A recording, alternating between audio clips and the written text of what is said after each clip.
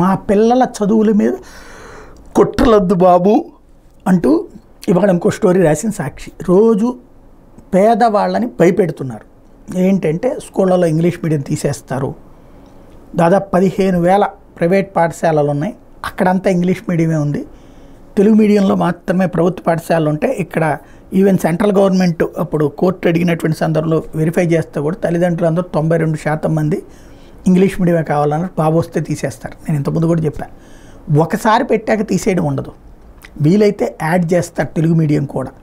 ఇక్కడ చదవలేనటువంటి వాళ్ళకు ఒక ఆల్టర్నేటివ్ ఇస్తారు కానీ తీసేయడం అనేది ఉండదు. అట్ ద సేమ్ టైం ఇవాళ ఇంగ్లీష్ మీడియం చదువుల్ని అటకెక్కించాలన్నటువంటి ప్రయత్నం అయితే అసాధ్యం. తెలుగు ఒక సబ్జెక్టుగా ఆల్రెడీ జగన్ టైంలో కూడా పెట్టారు కదా, ఇప్పుడు జగన్ కూడా కంటిన్యూ చేశారు కదా, అదే కంటిన్యూ చేస్తుంది తెలుగుదేశం పార్టీ. అలాగే బైలింగ్వల్ టెక్స్ట్ బుక్స్ ఇదే ఇప్పుడు వైఎస్ఆర్ కాంగ్రెస్ పార్టీ పెట్టింది కదా, అవే కంటిన్యూ చేస్తారు. తద్వారా ఇంగ్లీషు తెలుగు రెండిట్లో కూడా చదివేటటువంటి కాన్సెప్ట్. ఇవి సహజంగా నడుస్తే భయపెట్టేటటువంటి ప్రయత్నాలు చేస్తున్నారు. అవసరమా అన్నది ఆలోచించుకోవాలి.